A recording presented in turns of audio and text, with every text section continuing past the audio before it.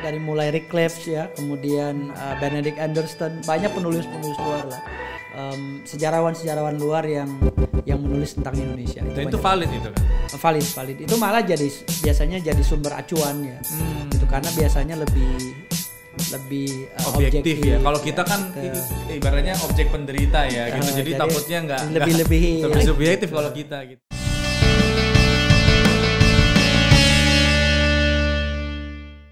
Kita akan bicara tentang mencintai sejarah lewat museum kan. Ya. Nah, kita masih ada hubungannya dengan kemerdekaan. Tapi di sesi ini yang akan banyak nanya Rian. Rian, dari tadi kamu diam aja ya. Kamu ngomonglah sekali-sekali. Yo. Oke nih sahabat Erlangga, dimana kita akan bercerita mengenai mencintai sejarah lewat museum. Tapi sebelumnya nih, Kang Asep nih, apa menurut Kang Asep nih, apa saja museum, monumen, dan lokasi bersejarah yang terkait dengan proklamasi? Oke, jadi karena semua kejadian rata-rata terjadi di Jakarta, peristiwa besar, jadi semuanya mostly itu di Jakarta, gitu ya. Kecuali nanti perpindahan ibu kota ke Jogja itu di Jogja, gitu. Nah, karena semua di Jakarta peristiwanya, jadi semuanya ada momen di Jakarta, monumennya juga ada di Jakarta. Nah, tapi yang menarik sebenarnya ada peristiwa-peristiwa yang menjadi trigger ya, yang kemudian proklamasi itu bisa tercapai. Jadi tidak mungkin ada peristiwa proklamasi kemerdekaan kalau tidak ada peristiwa-peristiwa yang rentetannya. Ya. Nah, kalau tadi kita bagi dua babak, yang generasi otot dengan generasi otak, berarti generasi otot itu dari mulai VOC sampai tahun 1900-an. Di mana 1900 itu dimulailah politik etis, politik balas budi Belanda. Nah, dalam politik etis itu memungkinkan anak-anak Indonesia yang mampu bisa mengenyam pendidikan barat ya, pendidikan Eropa. Nah, kenapa saya bilang anak-anak Indonesia yang mampu, yang bisa mengenyam pendidikan? Jelas karena sekolah zaman itu berbayar dan mahal. Kedokteran ya, gitu ya yang terkenal dan ya. Sekarang sekolah kedokteran itu kalau tidak salah sampai 1 miliar ya, 850 jutaan uang masuknya gitu. Jadi dulu juga gitu. Masuk kedokteran tuh orang kaya. Nah, makanya yang kuliah itu dulu anak camat, anak bupati atau anak residen gitu ya. Jadi orang-orang kaya, anak-anak ningrat lah gitu. Nah, jadi 1900 banyak anak-anak Indonesia yang sadar karena dia mengenyam pendidikan, ternyata dia mulai belajar teori-teori dari mulai teori Marxisme, teori komunis ya, teori liberalisme dan seterusnya. Wah, terakhir dia belajar tentang teori kolonialisme gitu. Wah, ternyata kita dijajah gitu. Baru sadar nih ya. Jadi kita sedang mengalami itu katanya. Ternyata kita dijajah ini. Gimana saudara-saudara ini, teman-teman ini katanya. Jadi kita enak, bapak kita orang kaya, bapak kita pejabat, tuan tanah gitu. Ternyata gitu ya. Darah kita ini hasil penjajahan ya. Kenapa? Karena bokap kita digaji sama Belanda gitu. Jadi kalau kan pernah dengar nggak ada apa namanya quote gini, bangsa Bung Karno ya kalau nggak salah yang mengatakan perang kita dulu katanya lebih mudah karena lawan menjajah, perang kalian sekarang lawan bangsa sendiri. Jangan salah, dulu juga kita lawan bangsa sendiri. Demang, bupati, camat itu orang pribumi kok, digaji sama Belanda gitu untuk menghisap kita gitu, rakyat jelata gitu. Nah, jadi lucunya adalah yang sadar ternyata anak-anaknya karena disekolahkan gitu. Nah, Kartini bapaknya bupati, ya kan gitu. Suaminya bupati juga gitu. Kartini. Dan itu digaji oleh Belanda. Jadi ya gitu. Otomatis pro Belanda ya. Pro Belanda orang-orang tuanya itu gitu. Nah, nanti ini kasusnya sama deket-deket nanti ngebahas soal Sultan Hamid yang kemarin mau dijadikan pahlawan, diajukan ternyata ditolak karena dibilang pengkhianat. Ya berarti bapak-bapak pahlawan kita juga orang tuanya dulu para pengkhianat semua itu gitu kan. Kenapa? Karena dia pro Belanda semua. Iya, betul. Ya waktu itu kan karena kita dijajah dan ada proses yang namanya kehidupan, ya banyak orang Indonesia yang kemudian bapaknya atau bahkan anaknya itu bekerja untuk pemerintah Belanda, menjadi pangreh pajak, menjadi pamong praja, menjadi PNS kalau sekarang. Jadi dulu PNS itu disebut pamong praja. Kalau sekarang pamong praja polisinya gitu ya. Satpol PP Satpol PP gitu. Okay. Nah, jadi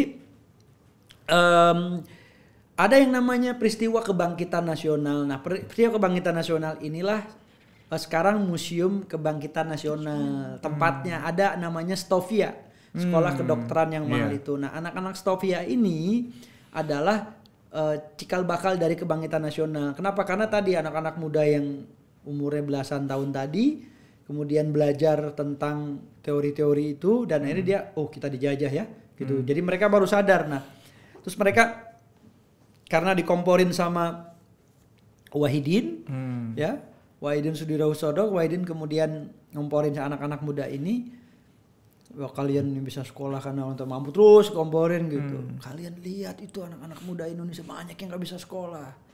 Katanya kalian mestinya melakukan hal-hal untuk membantu dan seterusnya. Akhirnya anak-anak muda itu musyawarah. 7 orang mendirikan Budi Utomo, keutamaan budi. Nah, Budi Utomo inilah yang kemudian cari duit. Yang duit itulah kemudian dijadikan untuk ngebiayain anak Indonesia yang gak mampu. Nah, Budi Utomo ini kalau sekarang namanya kitabisa.com. Gitu. Jadi Budi Utomo dulu itu crowdfunding. Dia ngumpulin duit supaya anak-anak Indonesia yang gak bisa sekolah bisa sekolah. Gitu. Nah, akhirnya Budi Utomo ini memang bukan oleh anak muda dijalaninnya, tapi oleh banyak orang tua, para bupati-bupati itu. Jadi belakangan Budi Utomo memang menjadi menjadi berlebihan gitu, karena akhirnya bupati-bupati itu yang ngumpulin anggaran dan ya akhirnya banyak korupsi di dalamnya sebenarnya karena balik banyak lagi uang. itu ya kasusnya. Jadi crowdfunding ini berhasil menjadi tonggak kebangkitan, karena kalau kita mau bangkit dari keterjajahan kita mesti terdidik, jadi kita mesti sekolah gitu. Jadi kalau nggak pinter gimana bisa bangkit gitu. Itu belum ngomongin kemerdekaan gitu. Nah, ngomongin kemerdekaan baru nanti dirapetin lagi di Kongres Pemuda. Nah, mereka yang udah banyak yang terdidik ini tahun 1928 mereka berkumpul. Ya, jadi berarti kalau 1928 20 tahun kemudian. Ya, 20 tahun kemudian mereka rapat ya, tetapi prosesnya itu tidak mewakili individu. Itu mewakili daerah. Jadi Budi Utomo ini cikal bakal organisasi, walaupun sebenarnya ada 1900 ada Tionghoa Hoekuan. Ini organisasi Tionghoa. 1904-05 ada Jamiatul Khair. Ini organisasi Islam. Nah, 1908 organisasi Budi Utomo. Kenapa nggak orang Tionghoa yang dijadikan kebangkitan nasional? Karena organisasi juga udah ada duluan. Gitu. Bahkan sekolah pertama itu ada namanya 1901 didirikan namanya THHT, Tionghoa Hak Tong. Nah, ini sekolah pertama yang didirikan oleh etnis Tionghoa. Nah, Tionghoa Hak Tong itu sekarang sekolahnya masih ada, namanya Pahwa School. Masih ada BSD, masih ada di BSD, Pahwa School gitu. Nah, jadi itu sejarah dan kita menutup banyak soal itu. Kenapa? Karena etnis Cina gitu ya. Jadi nah, diskriminasi isu ras itu masih gitu ya. kental ya saat itu ya. Nah, kemudian yang Islam juga ini terlalu Islam banget nih. Kalau kebangkitan nasional ngambilnya dari Jamiatul Khair nggak bisa. Jadi akhirnya 1908 Budi Utomo. Kenapa? Karena Budi Utomo bukan organisasi basis agama, tapi lebih ke wilayah.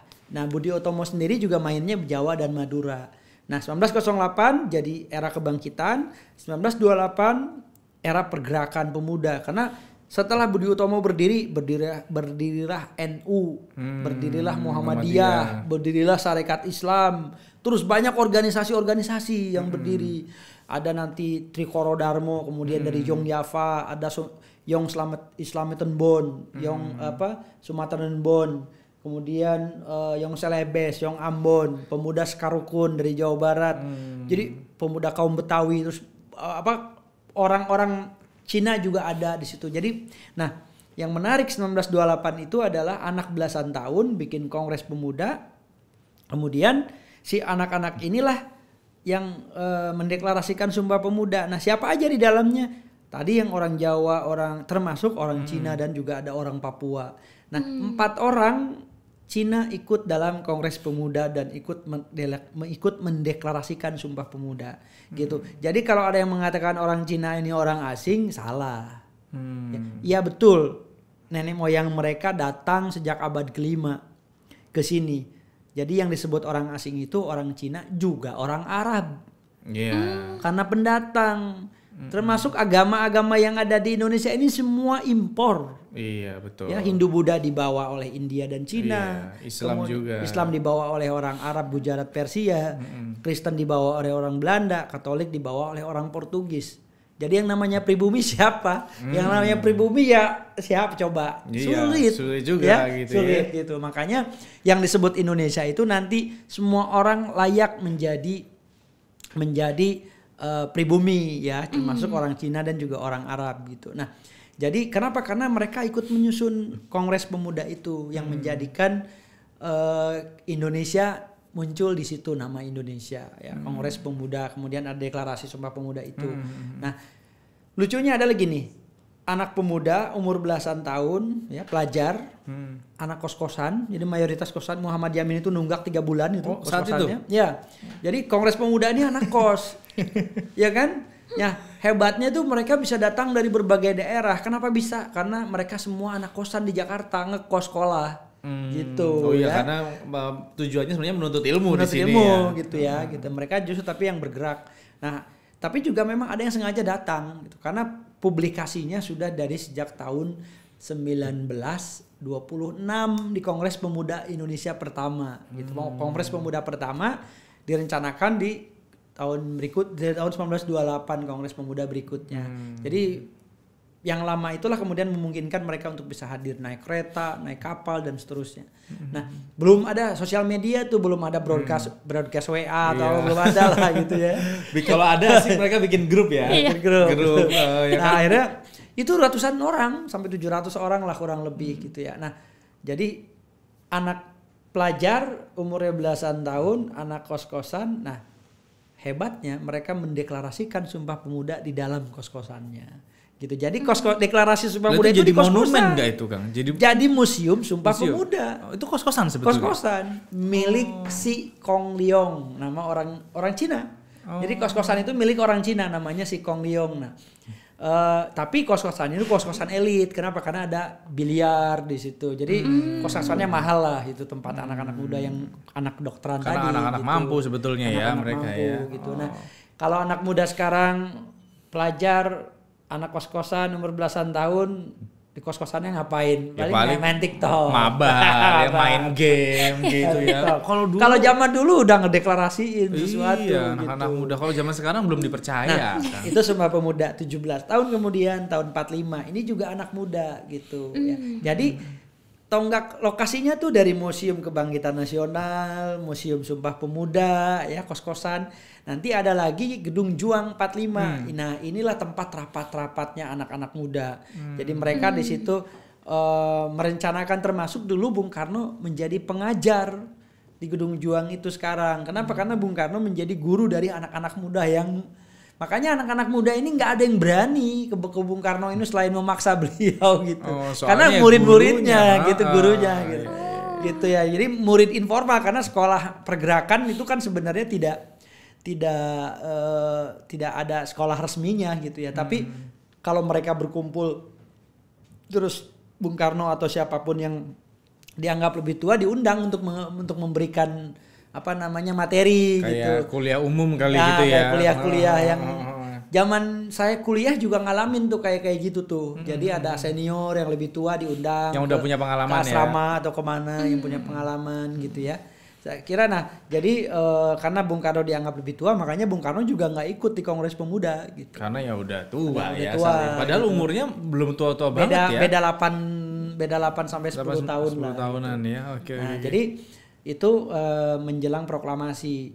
Nah, kemudian peristiwa proklamasi sekarang jadi Museum Perumusan Naskah Proklamasi. Dan ada Tugu Proklamasi, tempat dibacakannya teks proklamasi. Kita juga sedih. Sebenarnya itu rumahnya Bung Karno ya. Tapi ya sama Bung Karno sendiri dihancurkan tahun 56 kalau tidak salah. Dengan alasan ya dia tidak mau dikultuskan. Tapi ternyata pas beberapa sumber saya baca itu ada tekanan ya dari Subandrio gitu bahwa ya akhirnya dihancurkan gedung itu, padahal itu gedung monumental kan, tempat dibacakannya teks proklamasi. Ya banyak isu sih katanya Bung Karno nggak mau dikultusin gitu, makanya Bung Karno juga nggak mau dimakamkan di Taman Makam Pahlawan gitu ya, maunya di Blitar gitu. Kayak gitu. Tapi kalau misalkan monumen-monumen yang ada itu Kang atau sekarang ini, ada nggak sih yang tempat-tempat yang sebenarnya bersejarah tapi tidak dijadikan sebagai monumen gitu loh? Artinya ya padahal itu sebagai tonggak juga tapi udah begitu aja gitu. Ada banyak kalau tempat-tempat itu ya Perapatan 10 itu juga jadi kampus sekarang kan. RSCM juga itu termasuk kawasan anak-anak muda tuh. RSCM dulunya apa? RSCM itu dulu CBZ, rumah sakit pusat gitu disebut. Bahasa Belandanya CBZ, Central Buchlik apa gitu. Nah RSM itu dulu laboratoriumnya anak-anak Stovia, anak-anak kedokteran gitu. Jadi rumah sakit tapi tempat prakteknya si mahasiswa itu. Jadi memang dari sejak awal rumah sakit gitu. Sejak awal rumah sakit. Nah, tapi yang menarik FKUI itu gedungnya bekas pabrik opium. Gitu. Jadi kalau ada burung lewat di atas cerobong-cerobongnya itu burungnya nanti pada pusing ya, gitu ya. Nanti sahabat Erlangga cari sendirilah dulu opium apa cuma itu dulu ini sejarah kita bicara sejarah ya. Dulu kan zaman Belanda opium legal. Iya. Zaman Belanda tuh opium dilegalkan karena pengganti rempah-rempah. Gitu. Jadi rempah-rempah itu kan pamornya hilang gara-gara apa? Ada yang tahu nggak gara-gara apa? Rempah-rempah hilang. Tembakau. Bukan.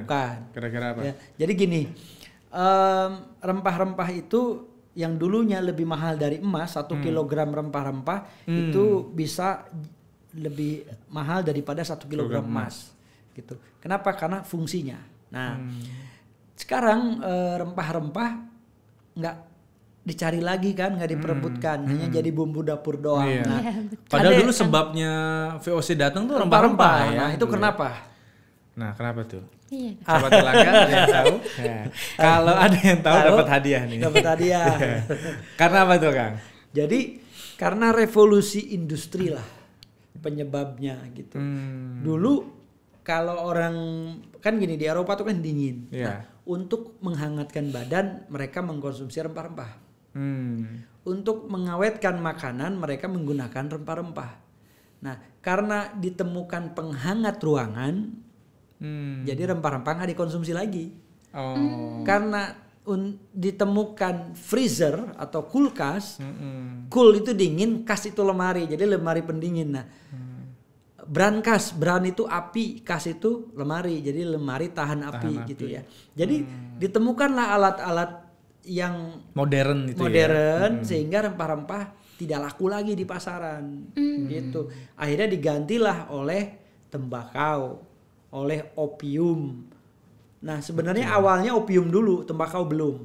Ya, jadi opium dulu, kemudian ada kina, ada kopra, ya, ada teh. Nah perdagangan tuh ke situ larinya, ya kopi gitu kayak gitu. Itu dieksploitasi itu pengganti dari rempah-rempah. Makanya nanti ada caubokan ya. Nah, itu pengusaha tembakau. Oh itu ada. Saya nggak pernah tahu tuh itu. Itu nonton filmnya, ada film caubokan ya gitu. Nah jadi akhirnya kita sampai punya yang namanya lokalisasi untuk madat. Madat itu menghisap opium untuk mabuk gitu ya. Wah ini teman-teman yang zaman-zaman yang sekarang lagi agak rusuh nih kalau hidup zaman dulu seneng banget kayaknya ya Kang ya. Ya legal saat itu ya. Ada di Glodok sana, jadi namanya Gang Madat. Ya, sekarang jadi Gang Keselamatan. Emang nggak ada hubungannya tuh. Supaya namanya nggak frontal diganti, aja ya, nggak madet-madetin. Ya. Jadi itu legal, nggak akan diapa-apain. Pokoknya lu bebas deh mau sampai kapan aja di situ. Enak hidup di situ ya. Dan kita punya Las Vegas Van Batavia gitu. Nah itu tahun berapa itu Kang sebetulnya Kang? Dari mulai tahun 1870-an, 50-an sampai terakhir sampai 1930-an, 20-an. Kita juga punya Society The Harmony. Itu tempat klubnya orang-orang Belanda gitu. Jadi dan itu seluruh Indonesia. Tapi itu legal ya saat itu. Legal. Cuman ada tulisan di situ, forbidden, ya, dilarang. anjing dan pribumi. Jadi pribumi dan anjing nggak boleh masuk. Disamakan ya. Oh. Jadi Serius. memang itu tempat hiburannya Orang orang Belanda yang ada di sini. Yes, dan orang Indonesia yang mengabdi pada Belanda baru boleh masuk. Pribumi nggak boleh. Pribumi artinya yang kontra gitu Yang ya kontra dengan atau Belanda ya. rakyat jelata lah. Tapi kalau tentara Kalau Indonesia, camat gitu tentara, atau apa gitu ya, ya. camat, bupati, anak-anaknya, keluarganya sama tentara. Jadi tentara, banyak kan orang Indonesia yang jadi tentara kan, tentara Kenil gitu, tentara Belanda dan banyak zaman dulu tuh ada istilahnya itu menjadi warga Belanda. Jadi dia mendaftarkan diri dengan bayar sekian, dia bukan warga Hindia Belanda, tapi warga Belanda.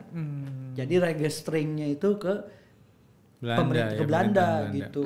Itu banyak tuh yang saking ingin dianggap sebagai ini ya. Dan dipandang terus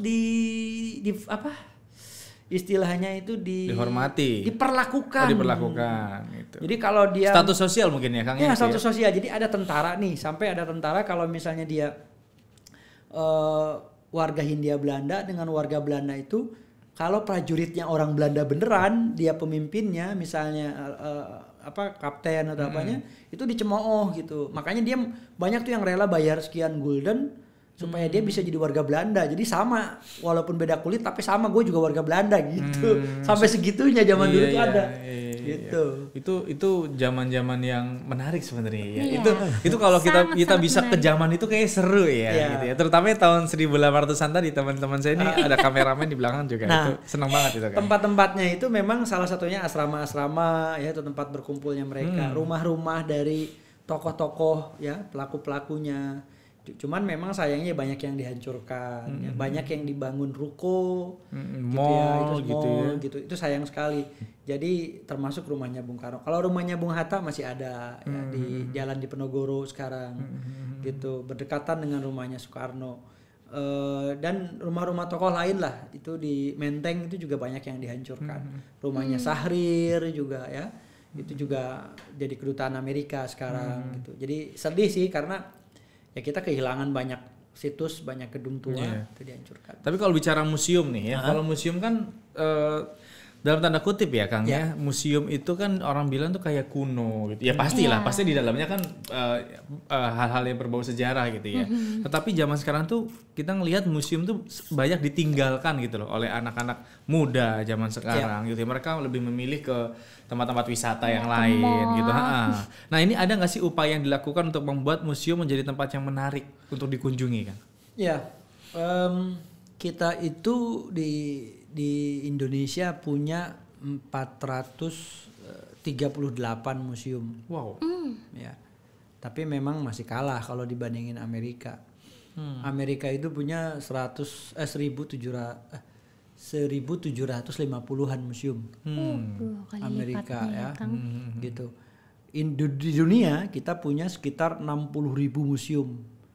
Ya, 60.000 museum di seluruh dunia tersebar. Nah, di kita baru 438-an. Yang menarik, kita punya yang namanya Museum Nyamuk. Nah itu di mana? Nyamuk. Saya tahu museum macan. Kalau nyamuk saya belum tahu. Tapi museum macan nggak ada macannya di dalam. Karena singkatan ya. Sama kayak museum gajah, itu saya diprotes sama anak-anak. Pak, mana gajahnya, saya mau lihat gitu. Nah itu kesalahan fatal sebetulnya. Nah kalau museum nyamuk di dalamnya, apa kita keluar bentol-bentol nih Kang? Ya kita pasti menikmati semua gigitan nyamuk itu. Jadi museum nyamuk di museum mana, nyamuk ini adanya di daerah Jawa Timur ya, kalau nggak salah, saya persis lupa. Tadi saya sendiri belum pernah ke sana. Itu di bawah Kementerian. Saya mesti cek, ini kita mesti cek lagi ya. Tapi kita punya museum itu. Ada museum tanah kita juga punya. Itu rata-rata di bawah KLH, Kementerian Lingkungan Hidup atau Kehutanan biasanya. Ya, nah itu menarik. Kemudian juga kita punya museum serangga yang di Taman Mini misalnya. Nah, jadi sebenarnya gini, yang disebut museum itu adalah tempat menyimpan benda-benda bersejarah.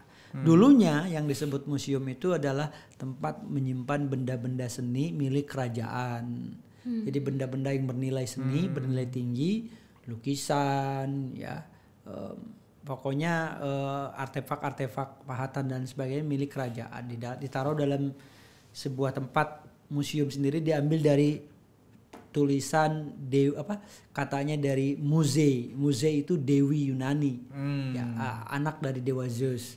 Muze, nah museum, jadi itu memang tempat yang indah, tempat menyimpan keindahan-keindahan itu. Nah, museum sendiri logika sederhananya sekarang itu adalah tempat menyimpan benda bersejarah. Jadi kalau misalnya museum yang isinya foto-foto 3D, ya itu bukan museum, itu galeri. Tapi ada yang namanya museum ya? Ya menggunakan term museum. Ya sebenarnya salah, kurang tepat kalau menggunakan term museum itu, karena museum itu selalu ada benda koleksi bersejarahnya yang bernilai sejarah.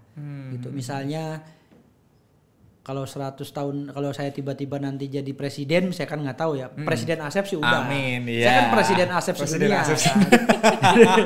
Jadi kalau jadi presiden Republik Indonesia misalnya nggak tahu nanti kan. Ini gelas yang pernah saya minum di ruangan ini tiba-tiba ada yang nyimpan Mas Reza nih. Oh iya, saya simpan apa ya? Saya simpan apa ya? Sedotannya. Sedotannya, kacamatanya semua. Itu kan jadi memorabilia gitu, ya. Nah, jadi museum itu seperti itu, dan benda-benda itu akan bernilai kalau kita tahu narasi sejarahnya. Kalau kita nggak tahu narasi sejarahnya ya nggak ada nilainya. Sama, karena tak kenal maka tak peduli kan. Karena kita tidak tahu maka tidak mengerti, dan sehingga tidak bisa menghargai. Gitu. Nah, jadi seseorang itu punya kapasitas kalau kita kenal. Ya kalau nggak mah ketemu di kereta biasa aja. Tapi kalau tempat ini Pak Jokowi, ini presiden gue, pas selfie Pak kan, ya di minimal selfie gitu kan. Tapi kan nggak mungkin presiden sendirian gitu kan, nah, kayak gitu. Nah, Kang Asep presiden sendiri. Saya punya pas pampres beneran. Itu pas pampresnya Jokowi. Jadi kalau saya ada acara di tempat acara itu, ini kok pas pampresnya telat, habis ada tugas awal Pak Jokowi dulu. Gue punya 2 presiden nih katanya. Itu beneran pas pampres. Tapi pas pampresnya Kang Asep namanya Asep juga. Asep juga. Luar biasa. Harus Asep ya? Harus Asep. Oke, nanti di kesempatan lain kita akan minta sama Erlangga untuk bahas Asep sedunia. Harus diangkat nih karena sedunia loh. Oke. Kita lanjut lagi tadi Kang. Nanti kita bahas Asep lagi Kang. Saya pengen tahu Asep di negara mana aja gitu ya, tersebar soalnya. Kita lanjut tadi yang bersejarah tadi. Ya. Jadi museum itu tempat menyimpan benda-benda bersejarah. Nah, karena dia bersejarah berarti kan nilainya sangat tinggi. Nah, banyak museum di Indonesia itu yang yang beneran memang menyimpan koleksi bersejarah, dari yang gedungnya bersejarah atau koleksinya yang bersejarah. Banyak gedung baru koleksinya bersejarah gitu. Nah, kalau tidak ada koleksi bersejarah sebenarnya nggak pantas disebut museum. Misalnya apa, Museum Macan gitu, dia galeri sebenarnya. Galeri sebetulnya isinya kan art ya dia ya. Seni, betul. Nah, tapi akhirnya diberikanlah nama museum, dan museum itu di Indonesia dari mulai harganya gratis ya sampai 250.000 paling mahal. Ada di Indonesia. Nah, saya pernah ke Aceh, ada namanya Museum Rumoh Aceh. Itu bayarnya 500 perak. Kapan itu Kang? Lah itu 2017 apa? Baru berarti ya? Baru. 17 apa 16 itu. Bayar 5.000 bayar 10.000 kalau nggak salah, dikembalikan 9.500. Waduh, udah ambil aja nggak apa-apa, saya bilang ambil aja nggak usah. Maksudnya nggak enak kan, ini kagok juga 500 perak nih gitu udah. Tapi kan akhirnya jadi kalau diambil ke dia ya uang itu jadi si punya penjaga kan, gitu. Karena mereka sobek tiket, hitungnya per tiket kan. Gitu. Nah, bukan di Aceh tapi di Jakarta, bayarnya 750 perak nih tiket museum. Pas gua mau ke toilet kebelet nih 2.000 dijagain 2.000. Lebih mahal bayar toilet daripada masuk museum ya. Itu kenapa Kang? Apakah orang Indonesia tidak bisa tidak bisa menghargai atau apa itu? Ataukah mungkin ada mispersepsi yang makna museum itu adalah ya tempatnya ya museum kan gini aja gitu. Gimana kira-kira? Ini sistematis sebenarnya. Bicara dari mulai persoalan sejarah, kebudayaan. Nah, museum itu kan media pembelajaran ya. Jadi kalau mau belajar sejarah ya salah satunya ke museum. Karena udah settle, udah siap nih. Narasinya udah lengkap, semuanya udah siap gitu. Nah, Jadi anggapan budaya kan kebudayaan kita merana gitu ya. Sejarah ditinggalkan, sejarawan disepelekan gitu, museum kesepian gitu. Itu kenyataan-kenyataan. Kenapa? Karena memang dari atas sampai bawah gitu ya. Di Republik ini menghindari itu semua gitu. Menganggap sepele sejarawan gitu. Nah, sementara kalau di Amerika mereka yang mau bekerja sebagai anggota dewan, mau jadi senator, mereka yang mau jadi gubernur negara bagian, mereka yang mau jadi PNS, dan mereka yang mau jadi warga negara Amerika, kalau misalnya dari luar, itu wajib ikutan tes sejarah Amerika dulu. Harus tahu ya. Harus tahu. Kalau di kita nggak ada tuh tes-tesan sejarah gitu. Sehingga akhirnya mata kepala-kepala orang-orang itu beda. Sejarah itu justru yang menyatukan saya dengan istri saya. Ketika saya mau nyeleweng, ingat ada cincin, ingat masa lalu. Kenapa? Karena saya pernah ijab kabul gitu. Tapi kalau saya lupa sejarah, jalannya sama cewek lain, oh iya ya, kok kan gue punya istri di rumah. Oh sorry, gue salah, gue lupa gitu kan. Hilaf.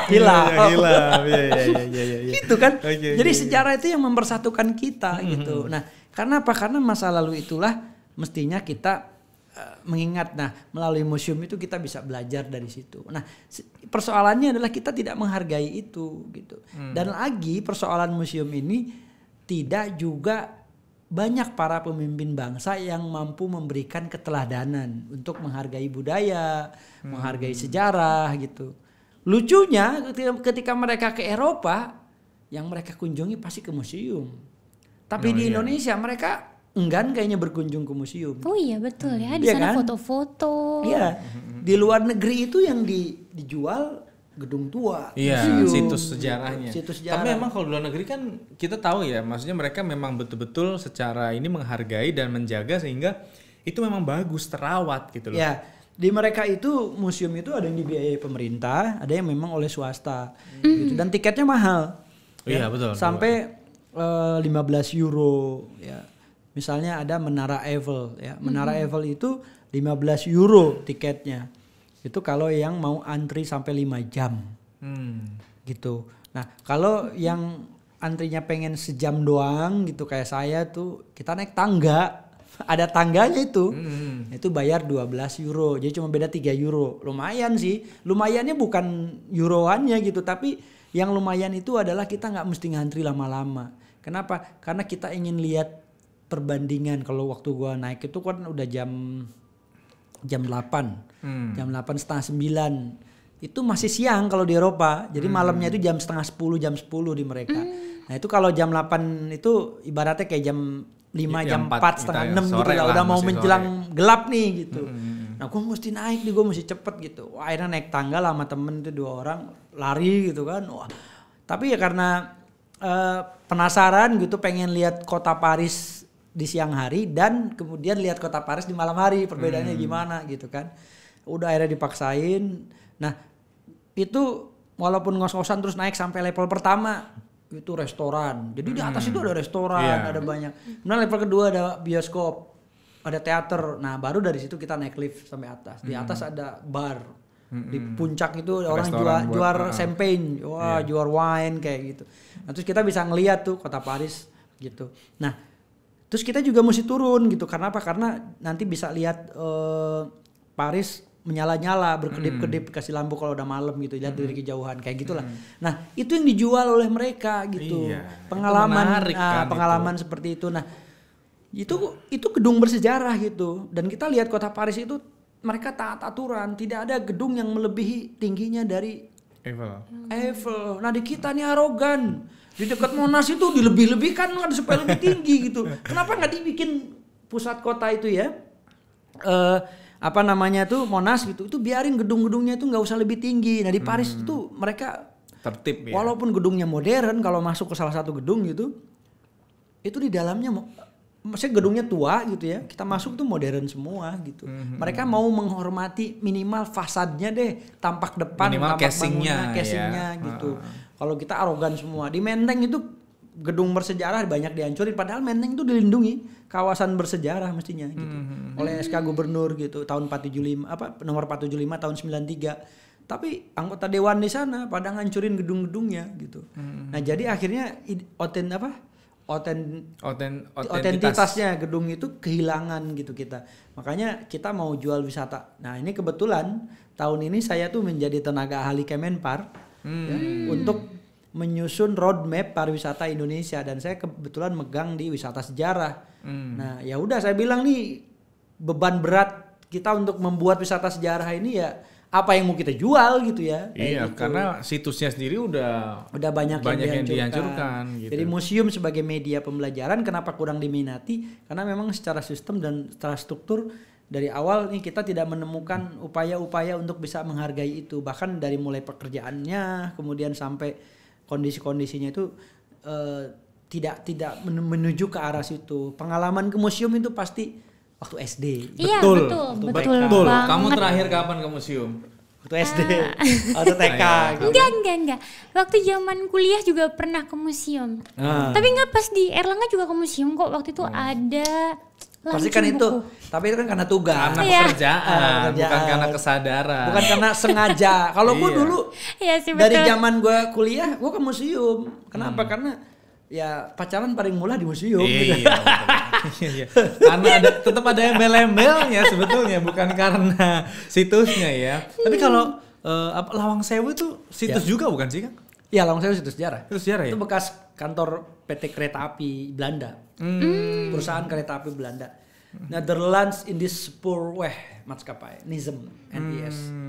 Itu salah satu yang sering didatengin orang tuh ya kan, terlepas dari cerita-cerita yang horor di dalamnya, tapi itu salah satu yang kalau kita bilang ya masih instagramable tuh, objek wisata yang masih museum yang masih instagramable gitu. Kalau tempat lain tuh rasanya kok kayak gimana ya? Gak tahu juga itu kenapa ya. Jadi memang mengemas museum itu mesti mampu menerapkan konteks kekinian ya, dari mulai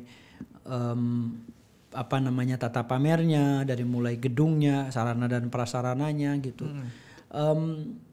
Kalau saya tahun 2017 pernah jadi ketua tim penilai standarisasi museum di Indonesia. Ada 5 provinsi yang saya tangani, ada Lampung, ada Kalimantan Selatan, ada Jawa Barat, ada NTB ya. Satu lagi saya lupa, mungkin Jakarta gitu. Nah, itu kalau saya bertugas itu pasti tuh saya masuk museum tuh yang saya cari adalah toiletnya. Kenapa kan? Gitu. Karena toilet museum itu nggak karuan bentuknya, ya kotor, kumuh, bau pesing dan seterusnya gitu. Nggak ada yang bener gitu. Nah, tapi kalau coba kita masuk ke mall toiletnya pasti wangi. Ya.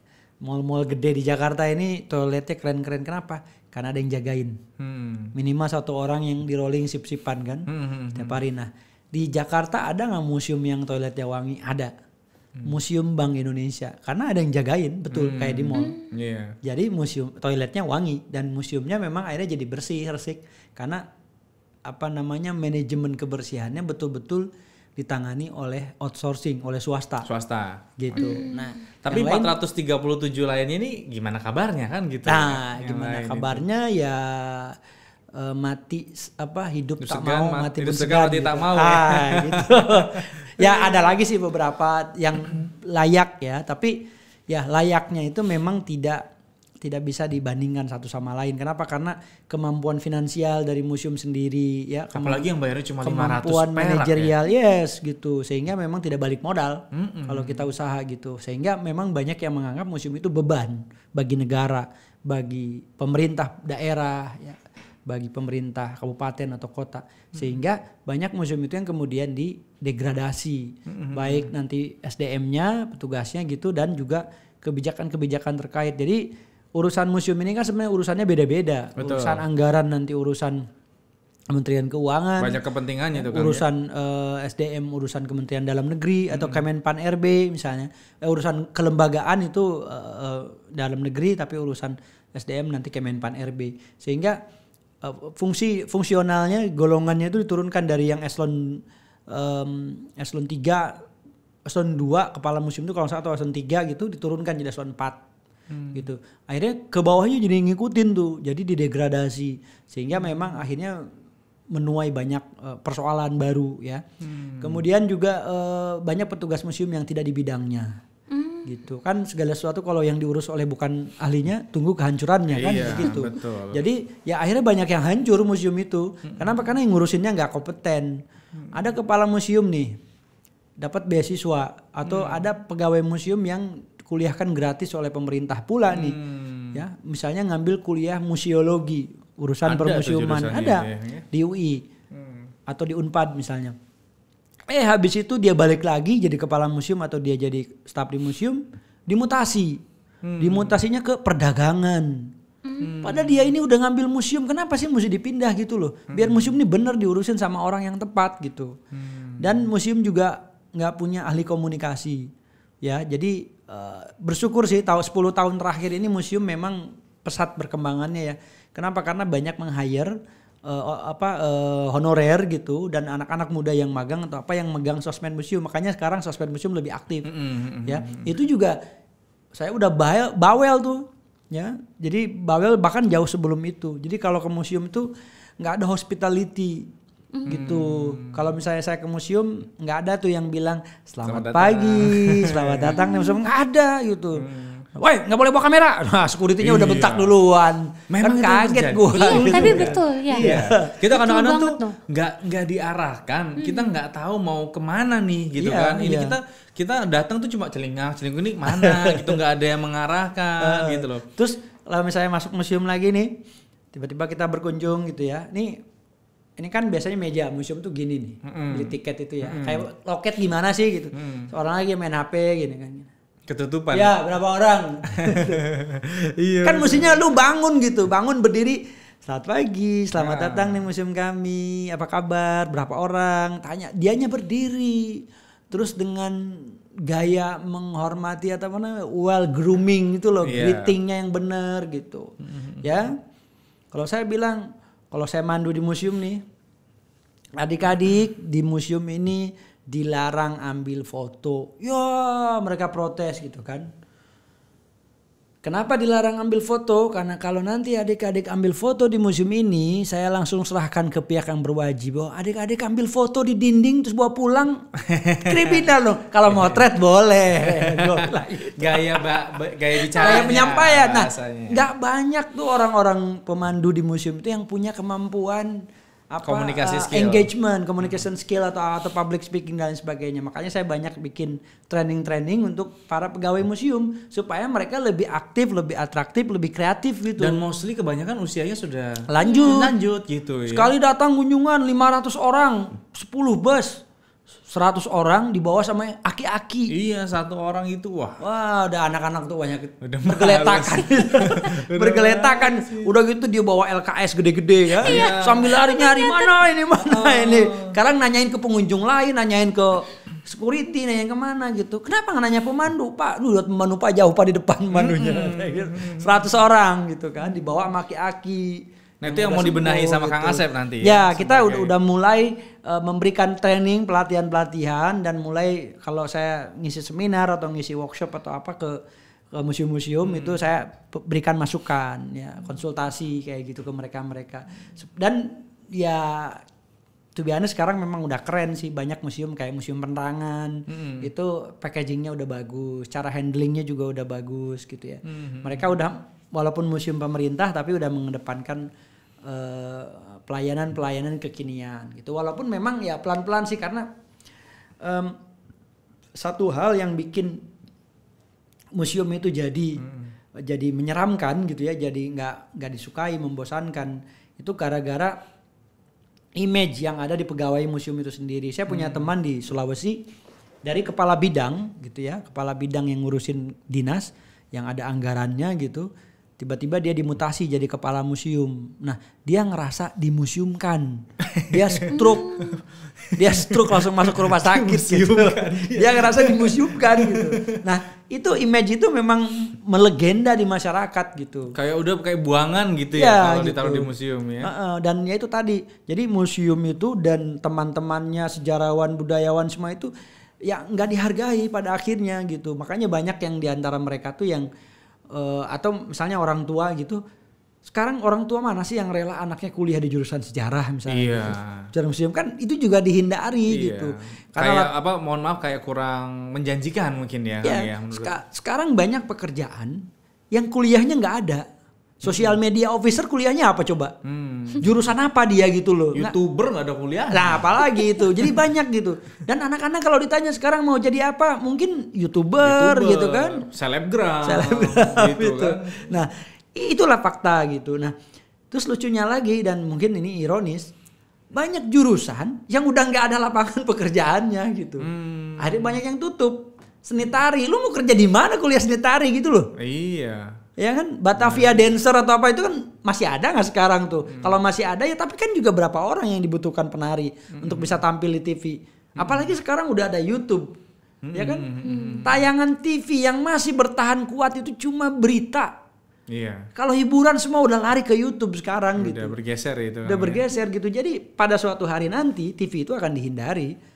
Ya saya aja udah kalau nggak ada COVID nih, udah nggak pernah nonton TV seminggu bisa 2 minggu itu kan. Betul banget ya? Kang, betul. Tapi kalau ngomongin TV atau YouTube kan era digital. Kamu ada pertanyaan kan tentang era digital? Coba, ayo silakan biar kamu ngomong. Ayo. Oke nih Kang, rencana ke depan nih untuk mengembangkan tempat bersejarah menjadi lebih modern dan bernuansa digital. Itu rencana ke depan. Sebenarnya bukan lagi rencana ke depan, itu sudah ada. Jadi banyak museum sekarang yang sudah menerapkan teknologi augmented reality, bukan lagi virtual reality, tapi augmented reality. Di luar tapi itu masih Kang ya? Enggak, di Indonesia udah ada. Ya, Museum Penerangan sudah mulai, Museum Bank Indonesia sudah mulai, makan dia punya immersive theater. Immersive theater itu kalau kalian pernah ke ini nggak apa-apa kita sebut ya tempat ya. Ada Jakarta Aquarium namanya. Ya, itu bayar sekitar 150.000. Kita bisa main yang namanya semacam immersive theater tapi kita kayak naik kapal gitu nanti miring. Kalau mungkin lebih ininya kayak di CGV itu ada 4DX 3D gitu. 4DX 3D itu yang kita dapat anginnya, dapat airnya gitu ya, suka ngagetin, suka kesel karena dipukul-pukul. Abis itu tuh ringsek badan gua tuh. Ada tikus lewat di kaki kan. Biasanya. Ya, kalau gak ada tikus gak ada. Tapi itu angin kan. Angin. Kayak ada tikus lewat nih, padahal angin gitu. Jadi gue kalau sama bini tuh kalau pulang sama bini gue tuh aduh lemas banget lu nyetir deh udah capek ya. Gitu. Nah, jadi itu experience yang ingin diberikan kepada masyarakat. Kenapa? Karena dengan metode experience sebenarnya belajar sejarah ya, berkunjung ke museum itu akan jauh lebih berkesan, jauh lebih melekat gitu ketimbang kita suruh baca buku atau dengerin guru gitu ya. Nah, jadi metode experience ini juga yang dikembangkan oleh komunitas Historia Indonesia dalam hal kita belajar sejarah. Nah, experience ini menjadi nomor 1. Jadi kalau sejarah ingin dikenang, ingin disukai, ingin digemari, ya kita mesti mengembangkan metode mengalami. Nah,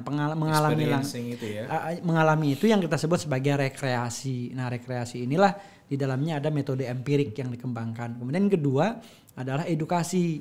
Nah, edukasi ini adalah tidak hanya bicara tentang kognitif atau pengetahuan, ini teorinya Bloom, tapi juga bicara tentang afektif, bagaimana memberikan menumbuhkan sikap kepedulian, sikap bisa membedakan baik dan buruk. Misalnya gini, yang disebut sebagai teorinya Bloom ini ada 3, kognitif, afektif, dan psikomotorik. Nah, ini adalah cara untuk kita mendidik orang, dan teori ini juga bisa digunakan untuk mengukur tingkat nasionalisme seseorang gitu. Nah, yang ketiga adalah behavior atau psikomotorik, motivate to action gitu, mengarahkan orang untuk bergerak.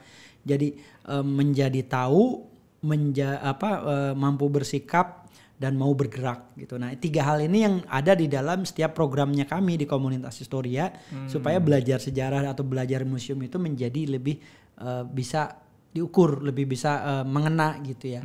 Nah, yang ketiga yaitu jadi rekreasi, edukasi. Edukasinya ada 3 tadi. Nah, yang terakhir entertainment atau hiburan. Makanya kita punya program Party at Museum, Night at the Museum. Itu kayak film ya. Ya. Bahkan kita punya program menginap di museum beneran. menginap gitu. Mantap. Ya, Di museum nyamuk tadi itu, Kang? enggak.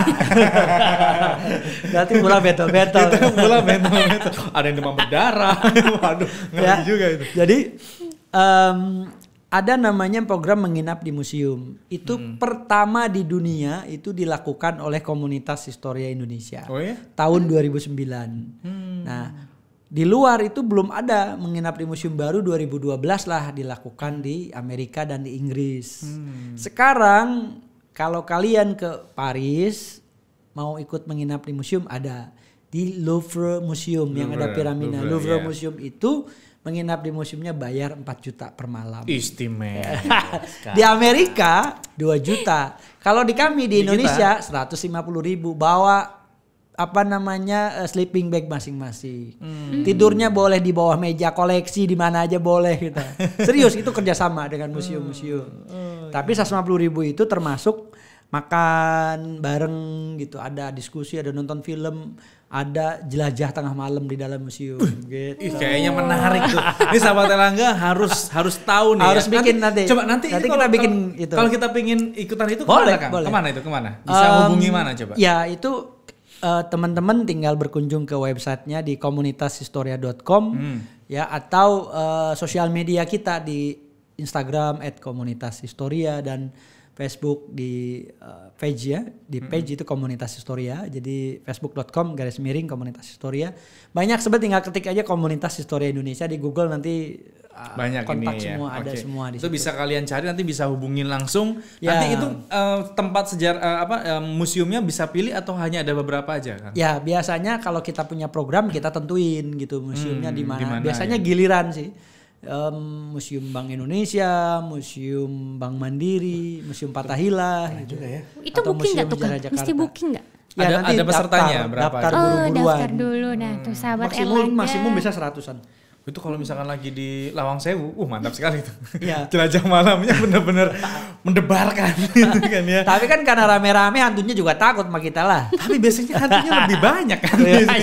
Satu keroyokan. ada kopi-kopiannya gitu loh. Nah, kan kita mau ada quick question atau quick answer sebetulnya ya. Jadi jawab cepat. Kang Asep, kita mau kasih pertanyaan. Kamu dari tadi kan diem mulu. Kamu mau sebutin coba. Coba silakan. Oke, yang pertama. Yang pertama nih Kang Asep, museum di dunia paling lengkap koleksinya, sebutkan 5.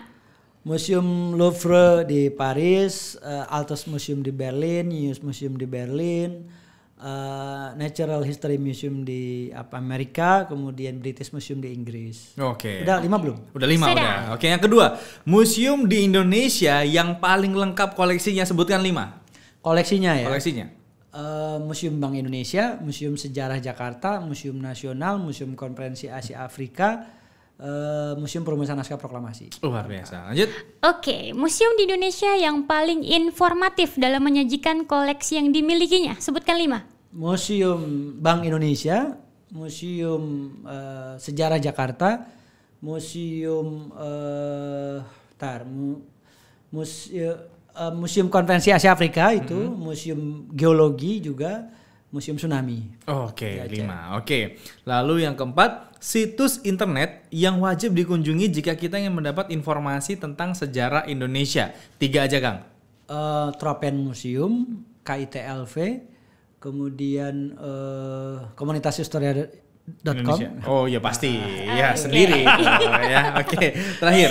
Oke, buku yang harus dibaca jika kita ingin mendalami tentang sejarah Indonesia, sebutkan 1, Kang. Pengantar Ilmu Sejarah itu Karangan siapa itu, Kang? Kunto Wijoyo. Kunto Wijoyo. Ya, kemudian ada bukunya Benedict Anderson, ada Reclapse Sejarah Indonesia Modern, kemudian banyak sih karangan Taufik Abdullah, Anar Gonggong ya. Oke, jadi tepuk tangan dong untuk Kang Asep kembali, luar biasa. Kembali ke mana, Kang? Iya kan? Emang betul itu namanya kembali. Kembali memang ya. Oh iya, luar biasa. Supaya nggak pergi jauh. Biar kembali lagi nanti orang ya. tua saya gitu benar. Oh iya gitu ya. Biar kalau merantau tetap pulang gitu ya. Aslinya mana, Kang? Saya asli Cianjur, lahir di Cianjur, bapak orang Betawi. Oh, gitu. Berarti biar kembali ke Cianjur nanti gitu maksudnya ya. Oke, terakhir Kang, mungkin ini pesan dari Kang Asep buat kita semua, khususnya orang tua, guru, bahkan hingga siswa, terkait upaya untuk belajar mencintai sejarah lewat museum. Silahkan, kameranya yang ini. Ya, Sebenarnya belajar sejarah, mencintai museum itu adalah upaya kita bersama. Saya berharap bahwa seluruh elemen bangsa, anak-anak muda sampai pemimpin bangsa mau memberikan keteladanan untuk kita belajar sejarah melalui museum. Kenapa? Karena hanya dengan pintu gerbang sejarah kita bisa membuka cakrawala ke masa lampau untuk kemudian kita menyusun rencana dan strategi untuk masa depan.